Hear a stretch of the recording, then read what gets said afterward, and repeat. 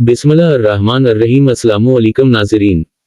Chairman PTI Imran Khan ने Toshakhana case में नैब की जानिब से तलबी के नोटिस को लाहौर हाई कोर्ट में चैलेंज करने का फैसला किया है। तफसीलात के मुताबिक नैब की जानिब से तोशाखाना केस में साबिक वजीर आज़म इमरान खान और इनकी अहलिया बुशरा बीबी को तलब किया गया था। ताहम इमरान खान और बुशरा बीबी का पेश न होने का फैसला किया है। ख्याल रहे कि गुज़श्ता रोज नैब टीम ने इमरान खान और इनकी अहलिया को तलबी का नोटिस जारी करते हुए तलब किया था, जिस पर इमरान खान और बुशरा बीबी का पेश न होने का फैसला किया है। दूसरी जानिब पाकिस्तान तहरीक इंसाफ के चेयरमैन इमरान खान ने कहा है कि मौजूदा हुकूमत से मेरी जान को खतरा है।